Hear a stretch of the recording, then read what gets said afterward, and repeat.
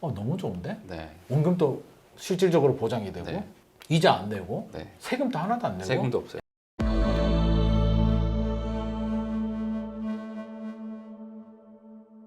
네. 왜 위험하냐면 그렇죠. 되게 위험한 행위예요. 아니 내 전재산이나 다름없는 전세금을 우리 부일남이 임대인이에요. 제가 임차인이면 언제 봤다고. 처음 보는데. 처음 보는데 몇 억의 전세금을 맡겨 통장에 쏴. 그 나 이 집에 사는데 네. 물건이 아니야. 네. 뭐 전세권이라든지 그렇죠. 건저당을 잡는 것도 아니고 채권이잖아요. 네. 네. 사람과 사람이 계약하는 임대차 계약서 하나 들고 네. 몇억 원, 몇십억의 돈을 나가 넘기는 거야. 네. 이거 채권은 아시잖아요. 굉장히 네. 불안한 거야. 이거 위험한데 네. 우리나라는 당연히 보호되는 줄 알고 그냥 믿고 네. 사는데 외국인들이 바라볼 때는 그 자산행위나 다름없거든요. 이거 한국 사람들이 미친 거 아니야? 네. 전 재산을 처음 본 사람한테. 한국이 이렇게 후진국이야? 네. 막 이러는데 2년을 살아보면 네. 너무 좋은데? 네. 원금도 실질적으로 보장이 되고 네. 이자 안 내고 네. 세금도 하나도 안 내고 세금도 없어요. 약간 못질 같은 거 좀 해도 되고 우리나라 네. 굉장히 좀 루스하잖아요. 그렇죠. 외국에는 굉장히 타이트하잖아요. 네. 못질해도 안 되는데 뭐 대충 기스 좀 내도 되고 네. 한국이 이렇게 복지 선진국이었나? 라고 되는데 전세 레버리지가 한 50% 정도 되잖아요. 한 네. 40에서 60%, 네. 70%까지 갈 수도 있는데 이게 무이자 대출 역할을 해주다 보니까 네. 상가나 다른 부동산 시장에 없는 굉장히 좋은 갭 투자를 할 수 있는 거죠. 대출 규제를 하잖아요. 구매 능력 규제를 함에도 이게 쉽게 안 없어지는 게 전세 끼고 사면 되거든요. 10억짜리 사는데 나 5억만 있으면 10억짜리 살 수가 있고요. 10억이 있으면 20억짜리 살 수도 있는 거거든요. 네. 그래서 이 레버리지 역할을 해주는 게 저는 굉장히 큰 역할을 했다라고 보여지고요. MB 정부 때 전세자금 대출이 생겼잖아요. 네. 제가 굉장히 후회하는 뭐 제가 한 건 아니니까 뭐 후회라는 표현은 좀 그렇지만 사실 저는 전세자금 대출은 안 했어야 된다라고 생각을 하거든요. 왜냐하면 빚을 통해서 우리 주거 삶의 뭐라 그럴까 삶의 질, 삶의 만족도를 좀 올리는 효과는 있는데 이게 부작용이 상당히 커요. 왜? 네. 뭐를 해줘도 돼 빠지거든. 네. 세입자 같은 경우는 어때? 내 돈이 아니잖아요. 저리로 집값의 80% 정도를 대출을 해주다 보니까 집주인이 올려달라 그러면 전세자금 대출이 없을 때는 어떻게 해요? 적금 깨고 네. 예금 깨고 부모님한테 빌리고 그것도 안 되면 옮겨가고 뭔가 좀 현실적으로 좀 확 느껴지는 뭐가 체감되는 게 있었는데 원래 안 되지. 네. 못 올려주지. 그러면 집주인들도 똑같아요. 임차인 애가 올려줄 능력이 안 돼. 네. 어떻게 솔직히 그렇잖아요. 돈이 많으면 집을 샀겠지. 네. 올려줘도 몇 천만 원인데 억 단위로 올린다는 거는 상상할 수가 없어. 왜? 누울 곳을 보고 다리를 뻗지. 애가 네. 올려줄 능력이 없는데 올려달라 그러면 나가는 소리잖아. 네. 애가 나가고 다른 놈이 들어오면 걔는 능력이 좋냐고. 네. 뻔한데 전세자금 대출이 도입이 되니까 이제 둘 다 똑같은 경우가 생기죠. 네. 집주인은 내가 인정해줄게. 오케이 해줄 테니까 대출 받아. 맞아요. 세입자는 월세보다 유리하거든요. 아니 까짓 뭐 저리 대출인데 내가 그래 2, 3억 줄 테니까 오케이. 에다가 어떻게 되냐면 1억 있는 사람들은 1억에 맞춰서 이렇게 사실은 좀, 네. 좀 미안한 얘기일 수도 있지만 약간 상황에 맞춰서 좀 부족해도 이렇게 그렇죠. 살아야 되잖아요. 네. 그게 자본주의인데 빌라 살던 사람들은 아파트로 1층에 살던 사람들은 큰 평수로 좋은 지역으로 갈 여력이 생기지. 왜 80%까지 대출해 주니까 나 20%만 있으면 80% 레버리지를 일으켜서 좋게 말하면 신분 상승, 내 삶의 질을 올릴 수가 있는데 전세 가격이 폭등하게 되죠. 네. 2016년, 17년까지 폭등하니까 우리가 2017년부터 집값이 급등했는데 그 배경 주요 원인 중에 하나는 뭐 저금리 유동성도 있고요. 정책의 부작용도 있지만 저는 이 급등했는 전세 가격 80% 레버리지를 일으켜서 전세자금 대출을 해주니까 전세금이 올라가게 되면 어떻게 돼요? 매매 가격은 밀어 올리게 되고 네. 전세가 매매 가격의 버팀목 역할을 해주기 때문에 쉽게 안 떨어지는 것이고 그렇죠.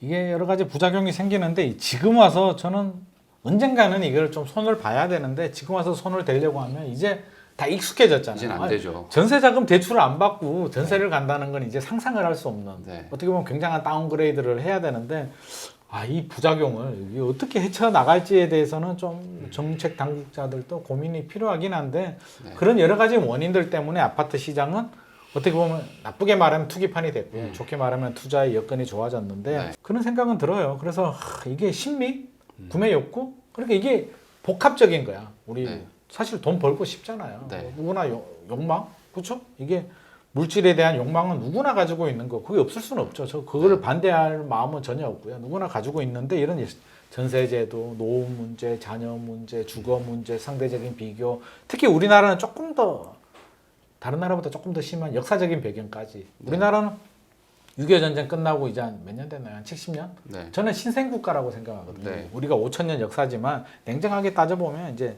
단절이 됐고요.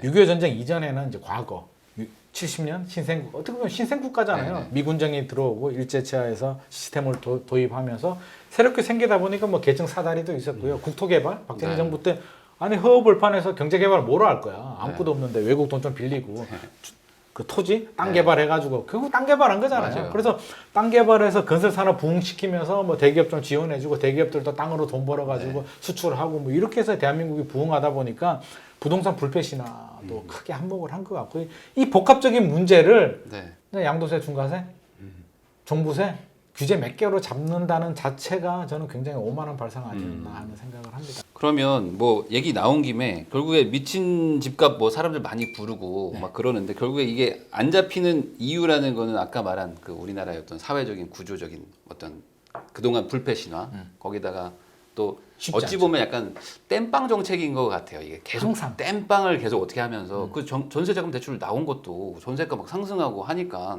뭐 불만이 많으니까 야, 어떻게 해야 돼? 서민 주거 안정이 불안해. 야, 네. 어떻게 해야 돼? 아유, 대출을 좀 해가지고 네. 레버리지 하면 이분들이 잘 살 수 있습니다. 그렇게 해. 뭐 이렇게 네. 된 거잖아요. 뭐 그런 것도 빌려주고 하다 보니까 또 좋거든 이게 좋잖아요. 좋죠. 당장 효과가 좋아져. 확 좋으니까 이 또 부작용은 네. 이제 감당이 안 되는. 그러니까 또 그때 2012년도 13년도 막 지방 같은 데 가면 전세가가 막 붙어버려요 매매가 맞아요. 역전되는 경우들도 있어요. 거의 붙어버리니까 또 갭 투자 또 시작되는 거고 500만 원 가지고 집 샀습니다. 우리 2013년, 14년도 서울도 그랬잖아요. 2천만 원, 1,000만 원 맞아요. 가지고도 소형 아파트들 갭 투자 다 했으니까. 노원 같은 데 가면 뭐 노원, 강서구 다 됐죠. 그때 엄청나게 샀어야 돼.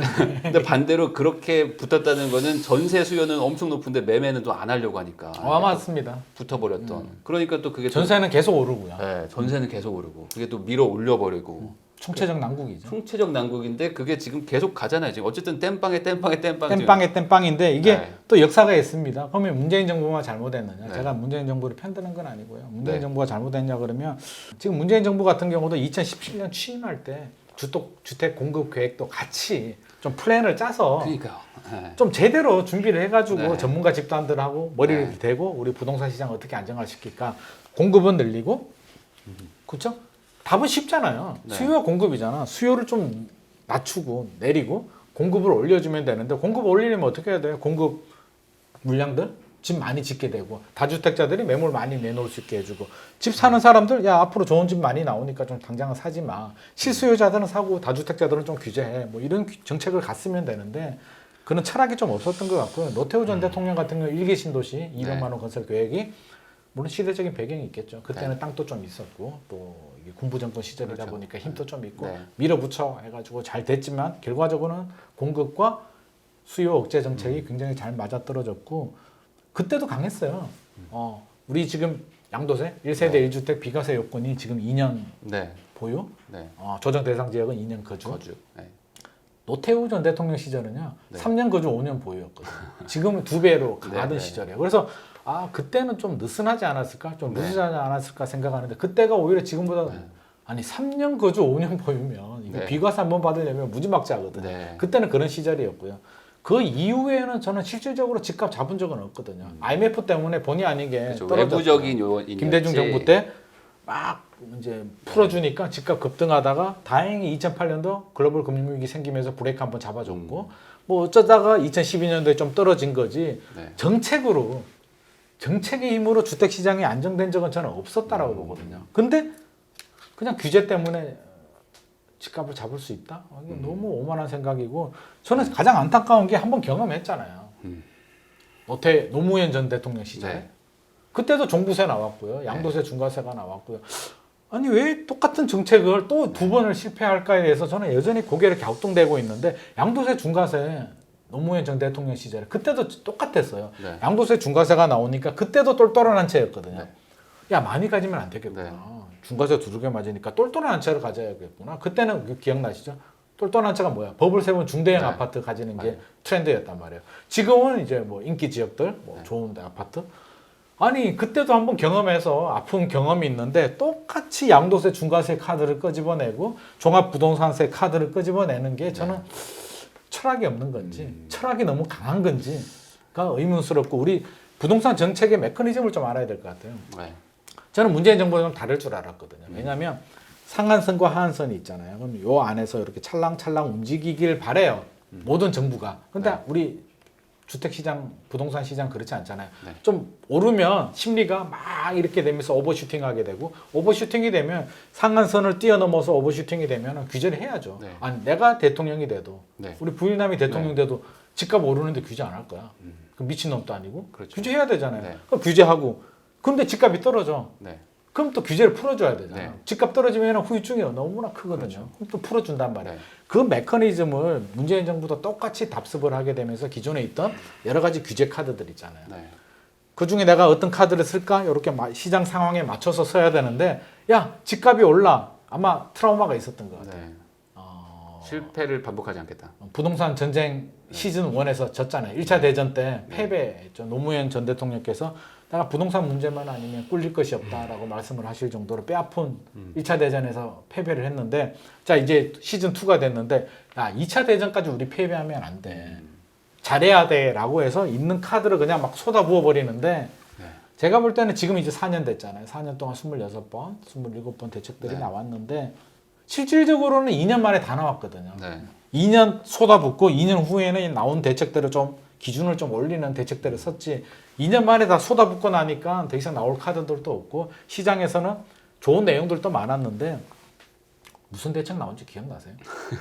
뭐 제가 한 4, 5년간 개? 계속 다루긴 했지만 몇 개 정도 네. 기억나지? 네. 저는 항상 묻고 싶어. 우리 국토부 네. 담당자들 있잖아요. 진짜 이 자리에 한번 불러가지고 발표한 대책들 좀 나열 정리해가지고 한번 읊어봐라고 하고 싶어. 모를 거거든요. 본인도 몰라요. 모르지. 네. 어떻게 알아? 수가 우리도 없죠. 모르는데 보고 돌았으면 까먹는데. 그러면 우리 국민들이 네. 대책이 발표됐을 때 그 내용을 충분히 숙지하고 읽고 정부의 속내 네. 이해를 하고 아 집을 사면 안 되겠구나 이렇게 되겠구나를 알까. 그냥 뉴스 헤드라인 보고 아 양도세 중과세가 됐구나 끝. 종부세 되구나 끝. 뭐 이렇게 되기 때문에 많은 대책을 쏟아부었지만 실질적으로 효과는 없었다라고 보여지고요. 앞으로도 이제 좀 걱정되는 부분이 이제 네. 미친 집값 몇 년도야? 한 지금 8년? 네. 거의 8년째 상승을 하고 있는데 아직도 꺾이진 않았어요. 최근에 상승세가 약간 둔화되긴 했지만 아직 꺾였다라고 보여지진 않고요. 본격적으로 꺾였다. 주변 사람들이 집 팔아야겠다. 집값 떨어지겠다라고 아직 말씀을 안 하세요. 그래서 네. 저는 통계 자료도 중요하지만 물론 뭐 실시간으로 반영은 되겠지만 주변 사람들이 우리 시장이잖아요. 주변 사람들이 야 집값 더 이상 안 될 것 같아 떨어질 것 같아라는 목소리를 내줘야 되는데 아직도 제 주변에는 그렇게 말씀하시는 분들이 없습니다. 그래서 당장 꺾일 것 같지는 않고요. 정부는 더 강한 이제 네. 막 억지 네. 저는 억지를 좀 부리는 것 같아요. 그래서 대출 규제 이제 전세자금 대출 규제까지 지금 막 네. 두들겨 패버리는데 이 부작용이 무지무지하거든요. 네. 그래서 좀 걱정이 많습니다.